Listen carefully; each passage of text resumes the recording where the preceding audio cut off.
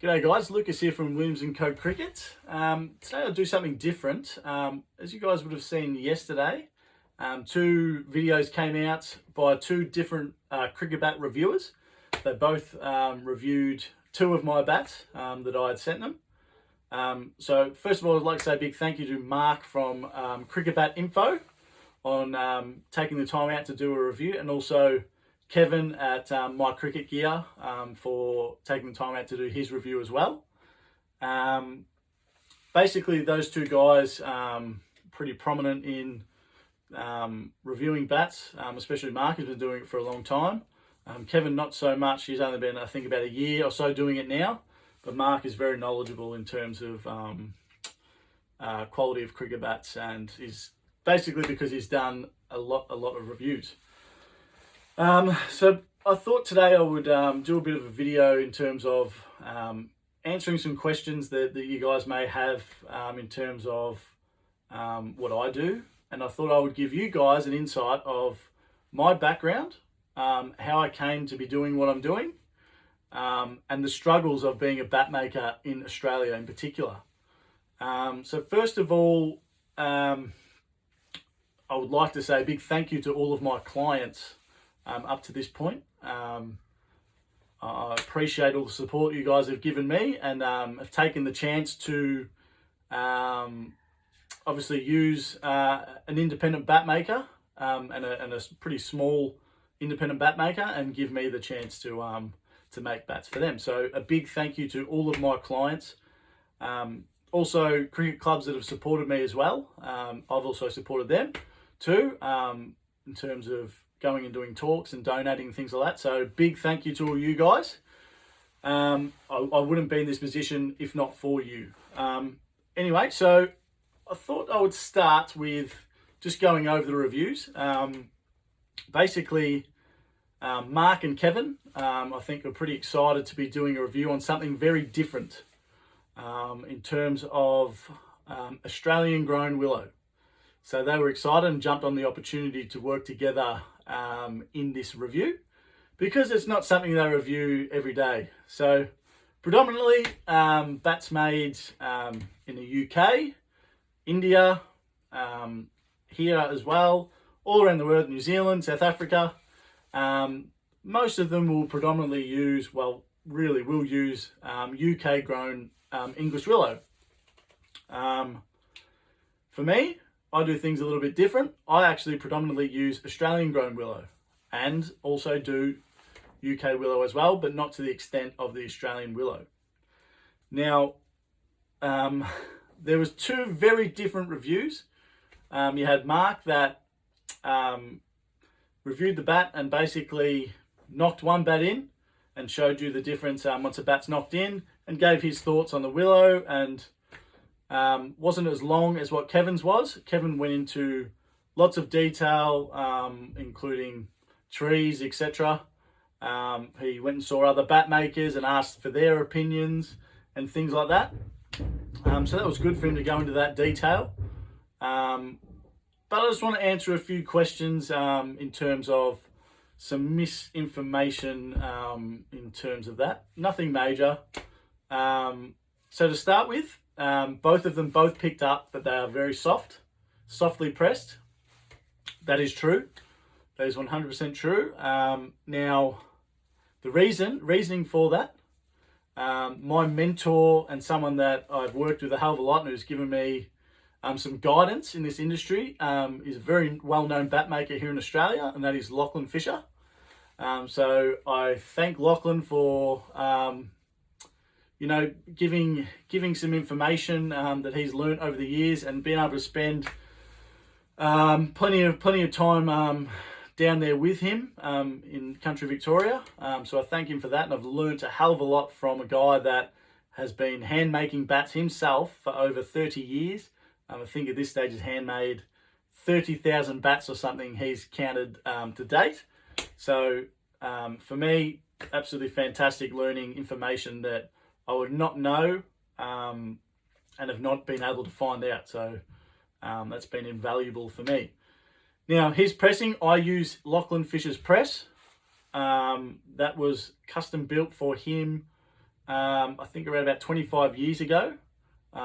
So I've gone by the guidance of Lachlan and the way he has pressed all of his bats, which is on the softer side. Reasoning being, and this is for UK grown willow as well, reason being he wants to extend the life of the cricket bat. So his customers aren't coming back to him in a year's time saying it, it's broken. Now, you press on the softer side, meaning it takes longer to wear in and to reach its peak performance. Therefore, it's going to last that little bit longer. So that's the theory behind that, and it seems to have worked for him for 30 odd years. So I've gone by that guidance. Now, for me, it's time for me to step away from that. I'm in the process at the moment of getting my own press designed. So my press will still have the same traditional camber, but I will add a touch more bow into my bats, and also press them just slightly harder. Not too much harder, just slightly harder, so that face isn't as soft. I won't be pressing like what you'll find a lot of the big manufacturers do, where you take a mallet to the bat straight off the shelf and it pings absolutely off its head. For me, I won't be doing it like that, just because I do want my customers to have their bat for a long time, not just one season. Now, in saying that, cricket bat willow is a natural product. You can do everything you possibly can for that bat to last, but at the end of the day, it's a piece of wood and it may break. Now, for me, I offer at least a year warranty on all of my bats. So if there is a problem, you'll be getting a new one. No ifs, no buts about it. If it cannot be fixed, you'll be getting a new one. So basically, that's the reasoning behind the pressing. Being someone that I'm only coming up to 1 year in this business as a full-time bat maker. From this year, from the start of the year when I started to now, I did not think I would be in this position at all. I started with basically just getting some part-made clefts off Lachlan Fisher, and then shaping from there. I quickly soon had more demand for my bats, and Lachlan couldn't keep up with that demand, unfortunately. So I had to quickly think about getting willow elsewhere. I got willow from the UK as well. And basically the hard thing about getting willow imported in is high shipping costs, the time it takes to get here. And I was in the middle of a season where people are asking me, I want this bat, when's it gonna be ready? How long is it gonna take? So to be honest, I was a little bit underprepared because I didn't think I would have the demand that I did. So therefore, I had to quickly think on my feet and think, what am I going to do? Therefore, I did a hell of a lot of research, and basically researched into sourcing willow from here in Victoria, because for me, it's local. I know that this willow has been used by various bat makers that are absolute legends in the bat making world, and they had been using this willow for over 30 years, grown right here in Victoria. I will not name these people, but they are absolute legends. The one difference is I advertise it as Australian and happy to tell my customers that it is. These guys did not. So if you guys have got a bat that's, say, 25, 30 years old, 15 years old, there is a good chance it's Australian grown willow. But I won't go into that. But for me, I knew that the Australian grown willow has already been used for well and truly over 50 years in terms of its use. It's been here since about 1902. It's been growing in Victoria. But in terms of more modern, I knew guys that had used it. I'd spoken to them about it, and they had said, go for it. Absolutely go for it. There's not a problem with it. If you pick the right tree and select the right cleft and do all the right things, you'll produce a cricket bat that is just as good as any willow grown anywhere in the world. So for me, it was already tried and tested. It had already been tried and tested for 50 years. So I had no brainer in, well, let's give it a go. So that's what I did. I ended up getting 2 trees cut down. I didn't select the trees because at that stage, I didn't really know what I was looking for. I had no idea.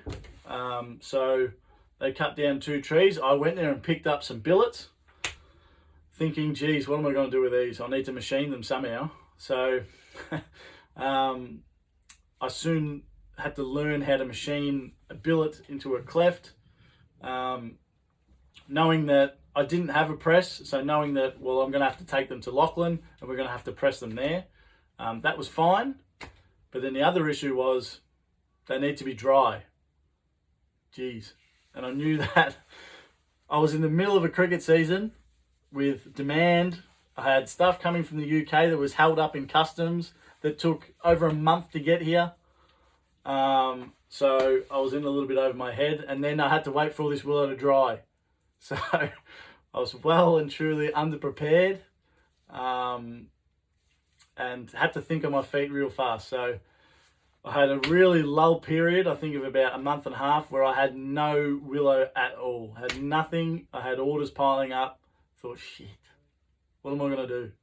So anyway, I got these clefts dried to a reasonable moisture content, around about that 12-13%, and I thought, okay, I can start getting a few of these out now, a few of the Australian ones. I had got myself a 12-inch table saw, a planer, and a few other tools, and managed to make clefts out of these. Now it would take me 45 minutes from one billet to a cleft. 45 minutes it took me. So for me, now having better machinery to be able to do this now, I probably do one cleft in about 5 minutes maximum now. So for me, being a small guy, going from milling one cleft that took 45 minutes to now doing it in less than 5 minutes, oh my God, I'm so happy. But I'm very, very happy that I've learnt how to do it that way, because if I ever get stuck, I know how to do it. So there's a funny little story for you guys on last cricket season. This year, I'm well and truly prepared. I have, by the time the cricket season starts, I'll have around about that 200 to 250 clefts ready to be processed. Basically, that was all fun and games, and I learnt a hell of a lot on the fly. Which for me, that's where you learn the most, when you're under pressure and you need to perform and need to do something. So that's where you learn the most. Another point I want to talk to you guys about is I am not biased in terms of where the willow comes from. I don't care if it's grown in England, Serbia, Canada, Australia, India. If that willow performs well and looks okay, I'm going to use it. I'm not afraid to try out different willows and even try out a different tree if it's going to work. I'm not afraid to do that at all. Whereas I think a lot of the older guys set in their ways. They're just going to use UK grown willow, and that's the way it's going to be. For me, I'm happy to use whatever is going to perform, whatever is going to make a decent bat. I'm happy to do that. What else can I talk to you guys about? Now the struggles of being a bat maker in Australia. Now, I started this business with not a whole heap of capital behind me, so I couldn't go ring the UK and say I need 200-300 clefts delivered here to start. For one, you need a press, which I still am only now in the process of making my own. You need a press. Shipping costs are enormous. The time it takes to get here is extremely long. So you have to think 6 months in advance before you're going to even think about using that willow, or you've got to get minimum quantities and air ship it. That shipping price will cost more than the product. So that's the struggle you have. Therefore, with the UK grown willow, I can't charge the same prices that I do in Australia, because I do it all myself. The costs are lower. It's really my labor costs and buying a tree, tools, etc. That's the cost. So the difference you're going to get is I can't produce a UK bat for the same price of what I do as an Australian bat. All based on the shipping price, basically. So unless you can, have a heap of capital to start your business in terms of machinery, I think at this stage, it's just me here. I do predominantly most of it by hand. I think at this stage, I've spent around about $15,000 on machinery, and I still have more to go. In terms of, willow prices and things like that, they're increasing, especially for the smaller guys, and therefore you're not going to get the quality that the bigger brands are going to get. You're just not going to get it. So it's really difficult to try and establish yourself when you've got all of these challenges laid out in front of you to start with. So what do most people do? Most people go the cheaper option and go through India, and they'll buy their willow through India.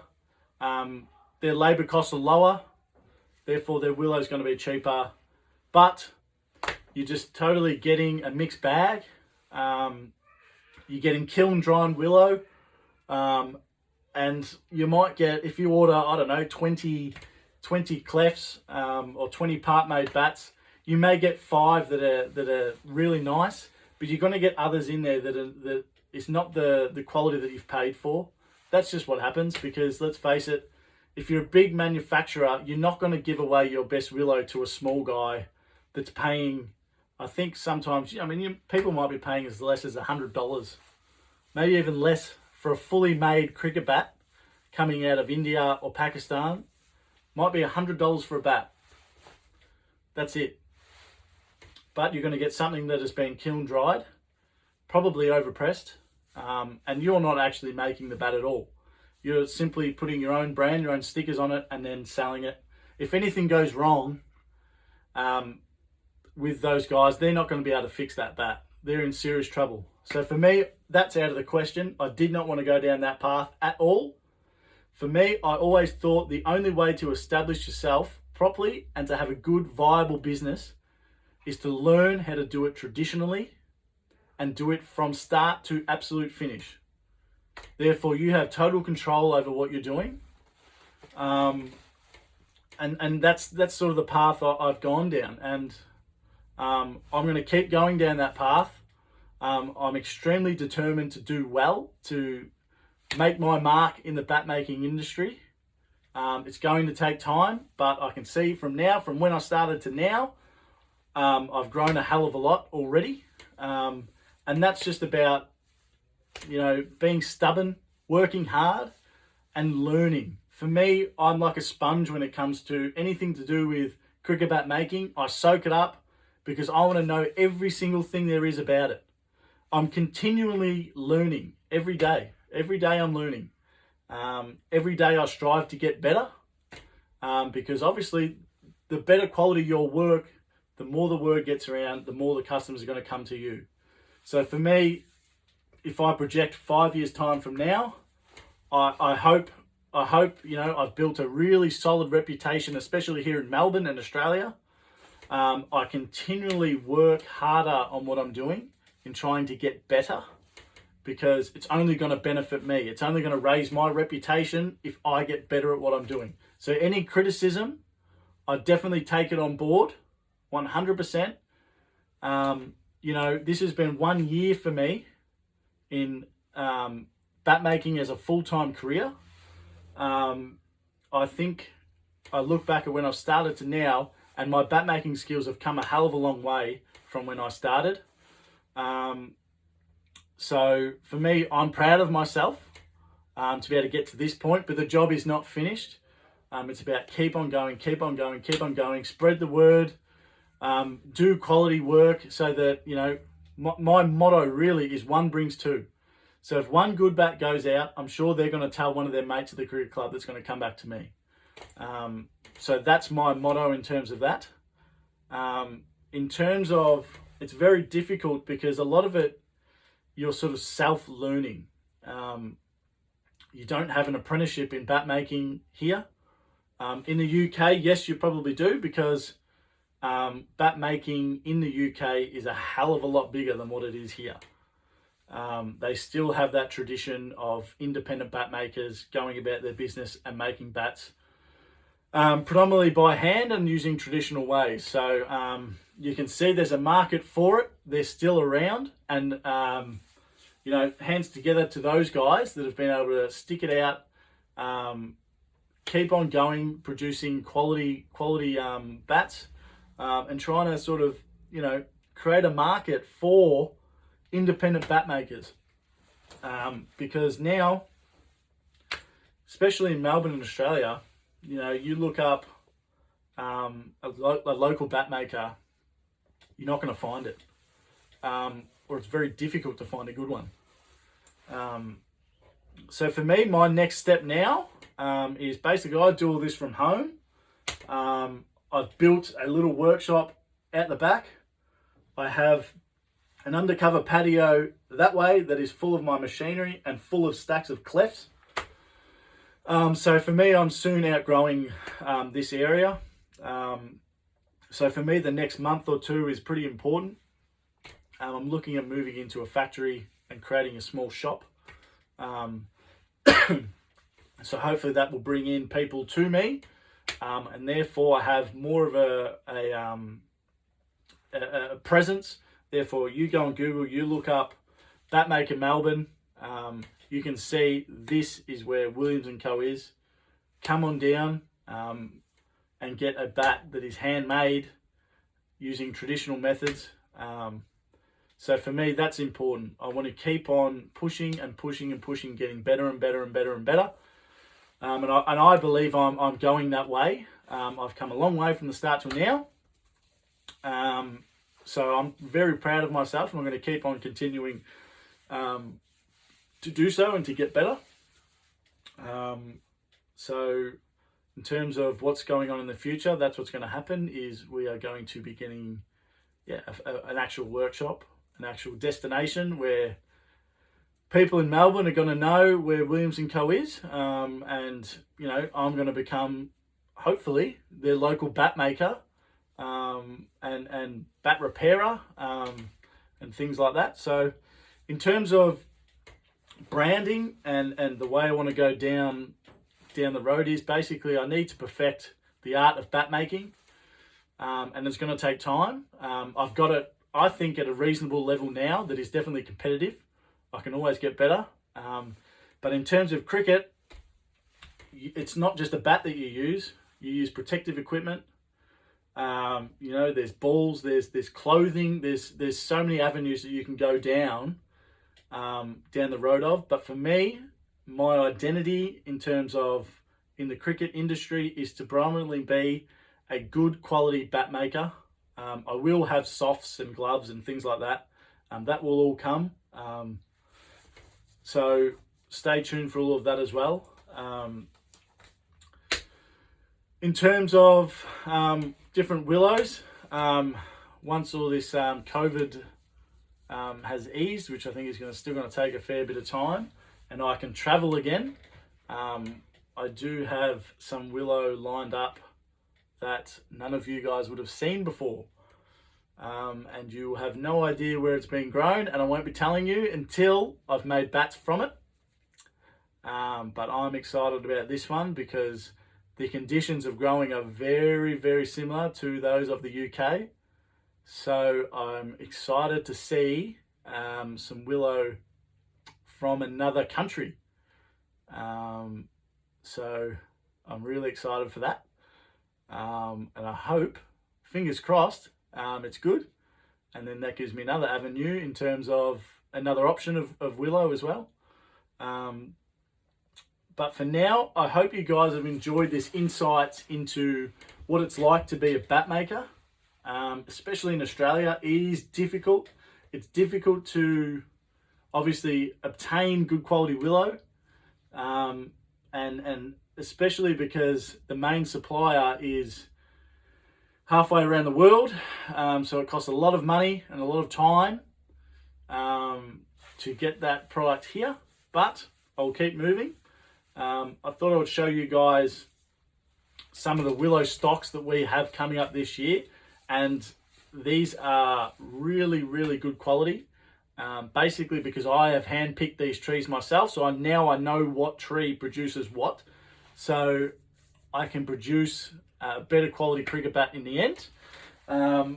So if you have a look at something like this, I've just glued the handle in, but that is not bad at all.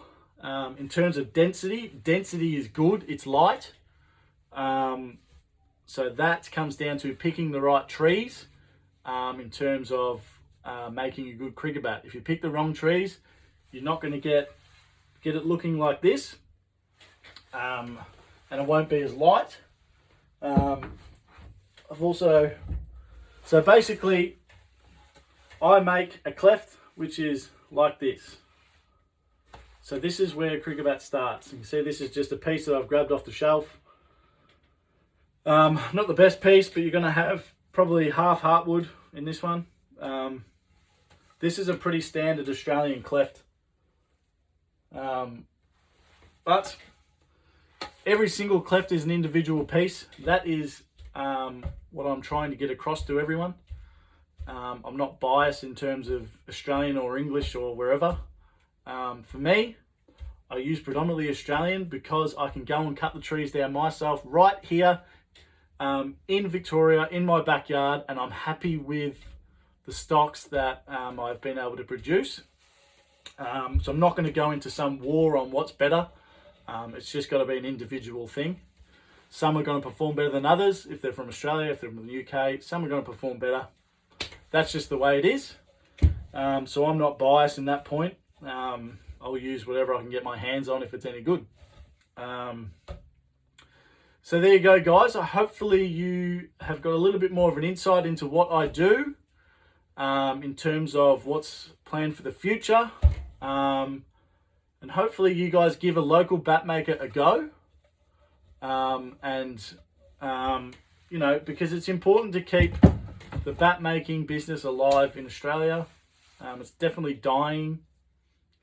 Soon, I'm telling you, there's not going to be any bat makers left. So give me a go. You know, it's easy to find where I am. All my details there. There's details behind there. There's my phone number. You can ring me. Go on my website. Look on social media. Just give a local bat maker a go. You'll be very surprised at the results. Anyway, guys, thank you very much. Thank you to Mark from Cricket Bat Info and Kevin from My Cricket Gear on their reviews. Hopefully this, I'm sure they're both going to share this. I know it goes for, well, they're at half an hour at the moment, so it's a long time, but take the time in watching it, and you get to know a little bit more about a bat maker really trying to make his mark here in Melbourne, Australia. Thank you.